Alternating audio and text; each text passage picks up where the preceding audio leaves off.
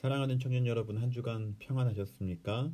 오늘은 잠언의 두 번째 시간인데요.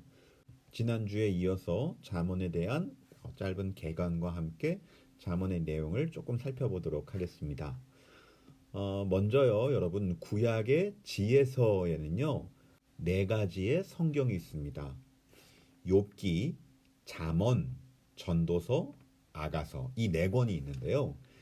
이 네 권의 지혜서는요, 공통된 특징이 몇 가지 있어요. 이 지혜서는요, 공통적으로 뭐가 있냐면, 하나님의 구원 역사에 대해서는 별로 관심이 없어요. 하나님의 구원 역사는 뭡니까? 우리 출애굽기에 보면 그런 거 많이 나타나잖아요. 이스라엘 백성들을 찾아가셔서 그들을 구원해 주시는 이야기들. 뭐 이런 이야기가요, 지혜서에는 잘 나오지 않습니다. 대신에 뭐가 관심이 많냐 하면 보편적인 인간의 삶에 대한 관심이 많아요. 똑같은 맥락으로요. 국가로서의 이스라엘에 대해서도 별로 관심이 없어요. 여러분, 국가로서의 이스라엘을 강조하게 되면 당연히 특별 은총을 강조할 수밖에 없죠. 국가로서의 이스라엘은 출애굽 구원 이후에 등장한 거니까 이건 굉장히 특별한 은총이거든요. 근데 지에서는 이런 거에 대해서도 별로 관심이 없습니다. 그 대신에 이 우주에서 일어나고 있는 어떤 경험적인 사건, 이런 거에 대해서 관심이 많고, 세상은 어떻게 시작됐지? 누가 만들었지? 이런 신앙인들 뿐만 아니라 보편적인 사람들도 모두 관심 있어 할 만한 그런 주제에 대한 이야기들이 지혜 문학에는 참 많이 있어요. 자, 여러분, 이 지혜 문학을 이해하는 데 있어서 굉장히 중요한 배경 지식 하나를 말씀드릴게요. 이걸 한번 들어보세요. 여러분, 우리 창세기부터 요한계시록까지를 우리는 계시의 책이다. 성경이 하나님의 말씀이다. 이렇게 얘기를 하잖아요. 그런데 하나님의 말씀이라고 하는 것은요, 크게 세 가지로 나누어 생각할 수 있는 거예요. 자, 첫 번째는 뭐가 하나님의 말씀인가 했을 때, 하늘에 계신 하나님께서 땅에 있는 사람들에게 직접 혹은 간접적으로 주신 말씀이 하나님의 말씀이죠. 그러니까 여기에 해당되는 게 무엇이냐면 모세오경과 예언서예요. 그렇죠? 하나님이 모세를 통해서 직접 말씀해 주셨고, 예언서는 뭐예요? 다 하늘에 계신 하나님께서 땅에 있는 사람들에게 직접 내려주신 말씀이라는 거예요. 직접 주시거나 아니면 예언자라고 하는 중간 매개자를 통해 주시거나. 그래서 우리가 이 모세오경이나 혹은 예언서를 보고 아, 이게 하나님의 말씀이구나 라고 하는 것을 이해하는 건 별로 어렵지 않습니다. 그런데 두 번째 유형의 하나님의 말씀이 있어요.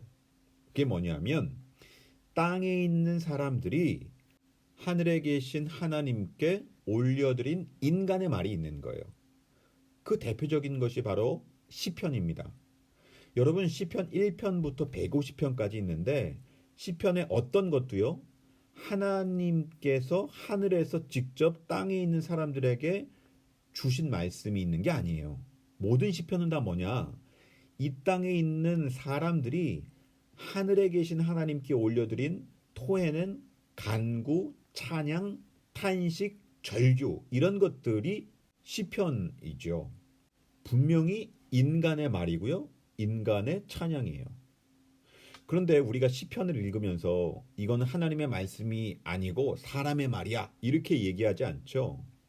어떻게 우리가 시편을 하나님의 말씀으로 고백을 하고 있죠? 하나님께서 들으시는 말씀, 하나님께서 경청하시는 말씀, 하나님께서 연락하시는 말씀도 하나님의 말씀이라고 믿는 거예요. 이 2번에 해당되는 것이 뭐냐면요. 대표기도입니다. 대표기도. 그러니까 우리가 예배 시간에 뭐 장로님이나 집사님이나 권사님이나 뭐 이렇게 대표 기도를 정성스럽게 준비하셔서 하는 경우가 있잖아요. 그러면 우리는 그 예배 시간에 대표 기도하실 때 어떻게 행동을 하죠? 손 모으고 눈 감고 대표 기도 중간중간마다 우리가 뭐라고 응답을 하죠? 아멘 이렇게 얘기하잖아요. 아멘. 아멘은 하나님의 말씀에 대한 응답이에요. 그 말씀이 우리의 삶에 이루어지길 원합니다. 이런 뜻이거든요. 그러니까 우리가 그 아멘이라는 그 말에 어떤 고백이 담겨 있는 거냐면 단순히 장로님이나 권사님이나 집사님이 개인적으로 준비하고 그분이 개인적으로 드리는 기도가 아니라 이분의 기도를 누가 들으신다고 믿는 거예요. 하나님이 들으신다고 믿는 거죠. 이분의 기도가 공중에서 막 분해되지 않고 하나님께 연락되어진다고 믿는 거예요. 하나님께서 이분의 기도를 경청하고 계신다고 믿는 거죠. 그리고 그 기도 안에 있는 하나님이 들으시는 그 내용이 현실로 이루어지기를 아멘으로 응답하는 거죠. 그러니까 다시 한번 말씀드리자면 하나님이 들으시는 말씀, 하나님이 경청하시는 말씀, 하나님이 연락하시는 말씀도 하나님의 말씀이라는 겁니다. 이런 의미에서 이 땅에 아우성치는 많은 사람들의 음성을 하나님이 들으신단 말이죠. 그리고 이 땅에 아우성치는 많은 사람들의 그 음성을 누구보다도 귀 기울여 들어주어야 할 사람들이 누굽니까? 하나님의 백성된 우리들이란 말이죠. 자, 그런데 여기서 이제 문제가 벌어지는 겁니다. 여러분, 그러면 하나님은 사람들이 내지르는 모든 음성을 다 들으십니까? 이걸 어떻게 확인할 수 있죠? 어떤 음성은 하나님이 연락하시고 어떤 음성은 연락하지 않는지 그 기준이 무엇인가? 이 기준에 대한 판단은 뭘로 이루어지는 거냐? 아까 말씀드렸던 1번 하나님이 직접 계시해 준 말씀을 통해서 이루어지는 거예요. 모세오경 토라와 예언서의 말씀을 통해서. 그러니까 우리가 하나님이 직접 계시해 주신 그 말씀이 없으면 제대로 된 그 1번에 대한 이해가 없으면 2번에 대한 그 하나님의 말씀을 알 수가 없는 거예요. 자, 여기까지 이해가 되셨죠? 잘 따라오셨습니다. 이거 굉장히 어려운 내용인데. 자, 그러면 마지막 세 번째 하나님의 음성이 있습니다. 자, 1번의 방향은 어떤 거였죠? 하늘에 있는 하나님이 땅에 있는 사람들에게 위에서 아래로 내려오는 화살표 반응을 가지고 있었죠. 자, 2번 하나님의 말씀은 뭐죠? 땅에 있는 사람이 하늘에 계신 하나님께 화살표 방향으로 하면 땅에서 하늘로 향하겠죠. 이것이 하나님의 말씀의 두 번째 유형이었다라고 얘기를 했습니다. 자, 그러면 이제 세 번째 하나님의 말씀의 유형을 이야기해 드릴 텐데요. 이 세 번째 유형은 땅에 있는 사람이 땅에 있는 사람에게 이야기하는 겁니다. 이 지혜 문학이랑 신학의 서신서가 요 유형에 해당되는 건데요. 여러분, 신약의 서신서는 뭐예요? 땅에 있는 사람이 땅에 있는 사람에게 보낸 편지거든요. 예를 들어서 바울 선생님이 로마 교회에 보낸 편지가 로마서잖아요. 바울 선생님이 그 당시에 교회에 보낸 편지들이 신약에 있는 하나님의 말씀으로 우리가 받아들이잖아요. 그냥 단순히 바울 선생님이 그냥 편지 보낸 거네 이렇게 우리는 믿지 않고 하나님의 말씀이라고 믿잖아요.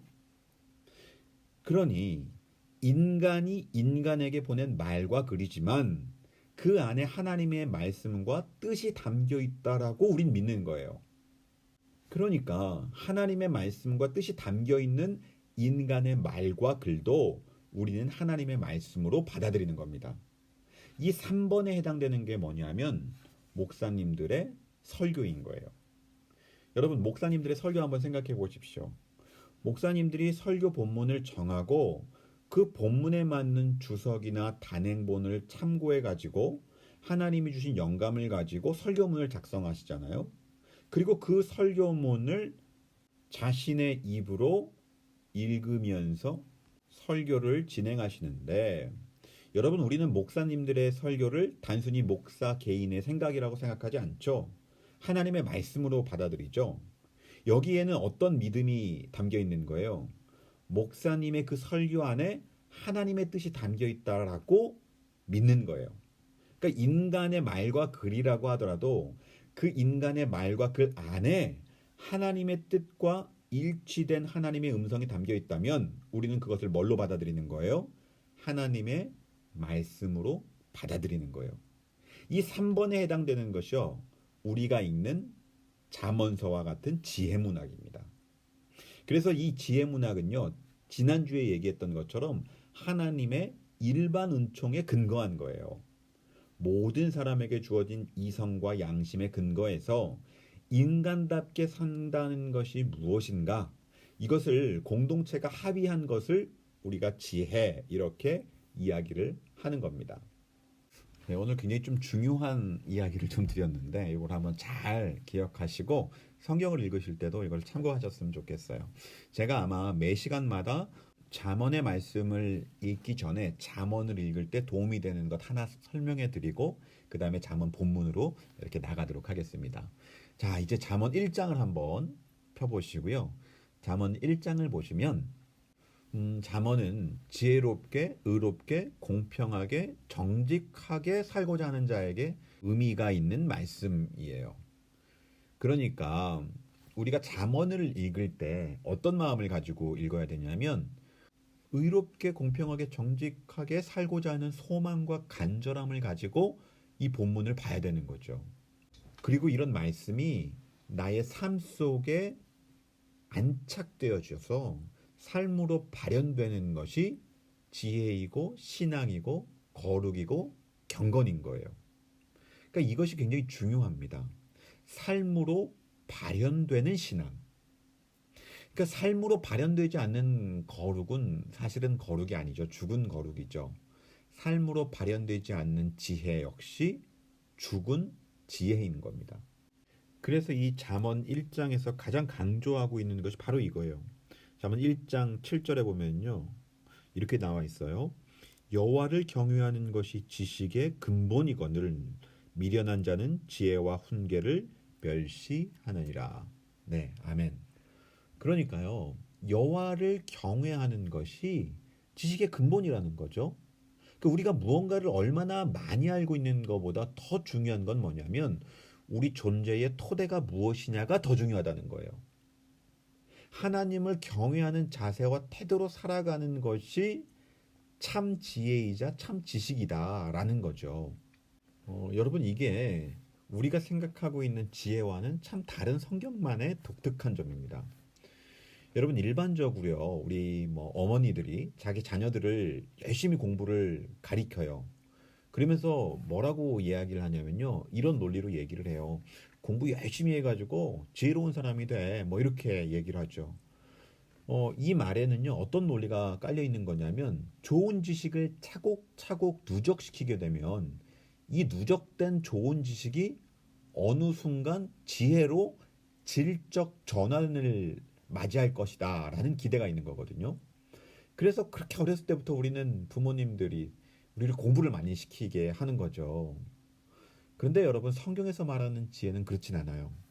성경에서 말하는 지혜는 뭐냐면 공부를 많이 해야만 얻을 수 있는 지혜가 아니라 하나님을 경외하는 마음. 여기서 경외한다는 말은 뭐냐면 하나님에 대해서 건강한 두려움을 갖는 거예요.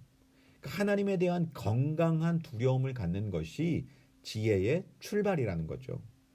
그러니까 성경이 말하는 참 지혜는요, 공부 많이 한 학식이 있는 사람들만이 얻어낼 수 있는 것이 아니라 아무것도 배운 적이 없는 일자 무식자라 할지라도 하나님을 두려워하는 마음으로 인생을 한 걸음 한 걸음 내딛는다면 그것이 바로 지혜의 삶이라는 거죠.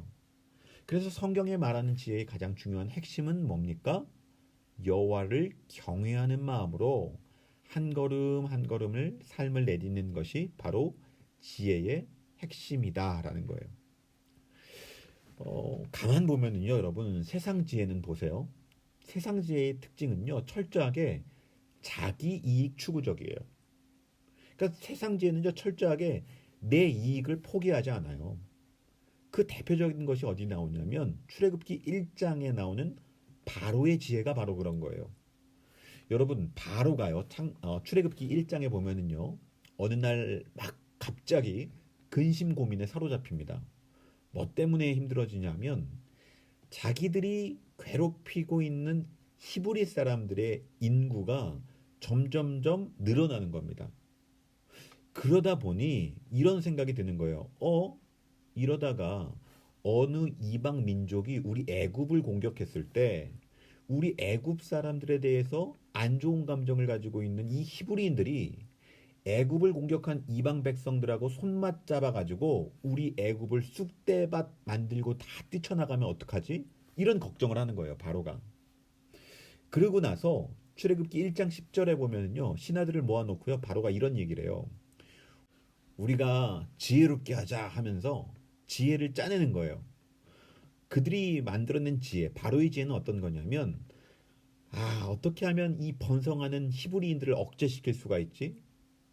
그 지혜의 결과 나온 것이 강제 중노동이에요. 근데 이게 실패했어요. 그러고 나니까 다음 지혜를 짜낸 것이 뭐냐? 산파들을 몰래 불러가지고 아기가 태어나면 다 죽여버려라. 비밀 살해를 명령하죠. 이것도 실패해요. 그러니까 또 지혜를 짜내는 겁니다. 이제는 공개 살해로 나가는 거죠. 공개 살해로. 그러니까 보세요. 죄는 스스로 멈추는 법이 없잖아요. 계속해서 스스로 확장되고 발전을 하잖아요. 이게 세상의 지혜의 모습, 악한 지혜의 모습인 거예요. 근데 여러분 생각해 보십시오. 바로와 그의 신하들이요. 왜 이런 지혜는 짜내지 않죠? 이방 백성들이 우리 애굽을 공격할 때 어떻게 하면 히브리인들이 우리 애굽 사람들과 한마음 한뜻이 되어서 애굽을 공격하는 이방 백성들을 막아내고 지켜낼 수 있을까? 왜 이런 지혜를 생각해내지 않죠? 이 감정이 안 좋은 히브리인들을 어떻게 하면 우리 애굽 사람들에 대해서 우호적인 사람으로 바꿔낼 수 있을까? 이런 고민을 왜 안 하죠? 그 이유는 아주 간단해요. 여러분, 애굽 사람들에 대해서 악감정을 가지고 있는 히브리인들을 애굽 사람에게 우호적인 사람으로 바꾸려면 그들에게 선대해야 될 거 아니에요. 이제는 함부로 대할 수가 없을 거 아니에요. 그럼 당장 못하는 게 뭡니까? 억압하거나 착취할 수가 없는 거예요. 그럼 지금까지 실컷 착취하고 부려먹으면서 누려왔던 많은 것을 내가 포기해야 되는데 이건 포기할 수가 없단 말이에요.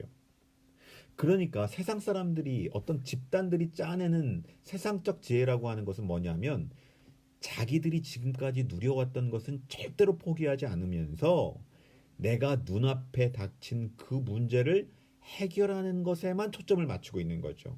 이게 세상 지혜의 중요한 특징입니다. 내가 지금까지 누려왔던 이익을 포기하진 않아요. 내 이익을 추구하는 방식으로 나아가는 것이 세상의 지혜입니다. 반대로 성경에서 말하는 참 지혜는 뭐예요?